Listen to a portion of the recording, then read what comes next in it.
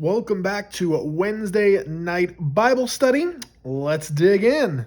We are back in Galatians, and we are now in chapter 5, beginning in verse 7. It says, "You were running well. Who hindered you from obeying the truth? This persuasion is not from him who calls you. A little leaven leavens the whole lump. I have confidence in the Lord that you will take no other view, and the one who is troubling you will bear the penalty, whoever he is. But if I, brother, still preach circumcision, why am I still being persecuted? In that case, the offense of the cross has been removed. I wish those who were unsettled you would emasculate themselves." So in this first little bit, he starts out with really one of the few compliments that we have seen him make of the Galatians. You were running well. You were doing well. Who hindered you? And so he's starting to actually question. I don't know if he's asking this rhetorically, but I have a feeling he might be actually asking in this letter, expecting an answer back. Who has been tricking you? It's obviously not a whole bunch of people. All right, that's why he calls it a little leaven. He's not saying that, oh, it's half the church doing this. Oh, there's 2/3 of the church that are arguing with you. No. It is a very small minority. I think any church issue I've ever come across, it's never been like a 50-50 issue or a 60-40 issue. It's always been like an 80-20 or 90-10 or 99-1% issue. So there's always just been, he just uses the idea of leaven. You put a little bit of leaven in the lump, mesh it all together, and it helps the bread to rise like in yeast. All right, and so he's saying, it's just a little bit mixed in causes the problems. And he's saying, whoever this person is who has troubled you needs to be confronted, needs to be dealt with. It even used this really harsh phrase in verse 12, and it kind of means exactly what you think it means. I wish they would emasculate themselves. I mean, this is harsh language that Paul is using. But we also get a little insight here that this person or these people, and they must have let Paul know this, is that they were using Paul to say that even Paul preaches circumcision. They were either taking old sermons of his, Pharisaical day Paul, look at this, he's promoting circumcision for salvation, and being dishonest that this is what he believes now. Option B, it could be that they're pointing out that, hey, didn't Paul have Timothy be circumcised? And that is true. Paul had Timothy circumcised, and he gives his reasons for this. That he says, it's going to really hurt your ministry amongst the Jews if you don't do this. Paul's made statements around the Jews, I act like Jews, and around Gentiles, I act like Gentiles. And then the only problem he has here is when Jews are telling Gentiles to act like Jews.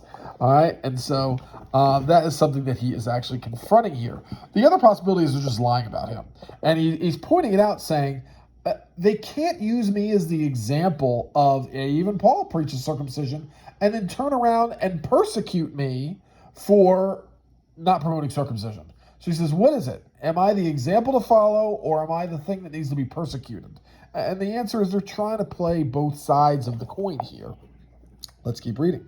Verse 13, "For you were called to freedom, brothers. Only do not use that freedom as an opportunity for the flesh, but through love serve one another. For the whole law is fulfilled in one word. You shall love your neighbor as yourself." It seems like more than one word to me, but I won't condemn Paul for that.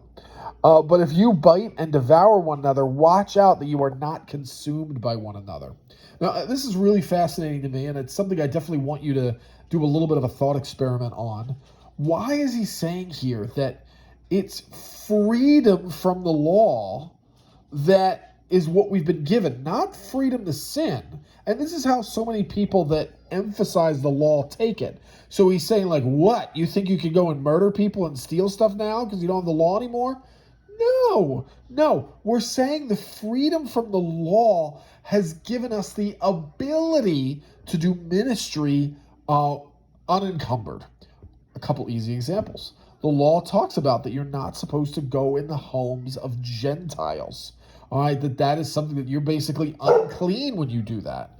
All right, and so being unclean, all right, now all of a sudden takes all sorts of ritual rigmarole, and now he's saying, actually, you're free now. You're free to not live a life of clean and unclean. You have been cleansed by the power of Christ on the cross. So you are now free to go into people's houses to share the gospel. It's not freedom to go into people's houses so you can worship their false gods. Not that freedom. Freedom to go in their house so you can share the gospel. Freedom to go to a barbecue and share the gospel. All right? Freedom to do all these things that isn't hindering your ability to minister to unbelievers and share the gospel. This is why we've been given this freedom, not to sin, but to do good, to love our neighbor. I think the story of the Good Samaritan is a great example. Anybody that touched this bloody man that is on the side of the road that has been beaten up by robbers, they'd be unclean for touching blood. So you can see these Levites and priests passing by him. Maybe they're like, hey, listen, I got to go make sacrifices. I got to go and do this. If I touch this guy, I'm now unclean. I can't help other people. It's better for me not to touch him. God's saying, like, yeah, to love your neighbor, you are now totally, totally free. All right? To touch the bloody man, to save his life, to help him. Don't worry but isn't that against the law? Stop worrying about it. All right? It is not, yes, don't use that freedom to sin. Don't use that freedom to do wrong, to be selfish, all right, to ignore God. Use the freedom to serve God. Use the freedom to serve others. This is the call that he gives. All right, and this little warning at the end, it's a little bit of an odd, but if you bite and devour one another, watch out that you are not consumed by one another. Part of me says, I don't think he's actually saying, like, he's not talking about disagreeing with the Judaizers or the Judaizer, if it's only one person, the leaven. He's not talking about that. He's already kind of said his piece of like, man, I hope they emasculate themselves. Like, he's harsh there. And now he's saying, be careful to backbite. I think there's an argument amongst them of the good believers. This is who he's talking to. He's not writing to the Judaizers. He's writing to the believers. All right? He's writing to them and saying, yeah, you stop fighting with each other. Probably some are, maybe they're kind of right, and others are kind of like, I don't think they're that right. And this argument that they're having amongst each other, he says, be careful. Be careful not to bite each other and destroy each other over this disagreement here. I got a problem with the false teacher. I don't want you guys to get sucked into this big argument that does actually divide the church. It's the argument on the leaven that is causing the division in the church, not actually the person themselves. And so he's warning them not to backbite each other and not to attack each other and take chunks out of each other. Everyone's going to end up bloody. I got a couple questions for you I'd love for you to dig into. And we will interact on the message boards there. Have a great day, everyone. Have a great day, everyone. Phoebe, you being crazy?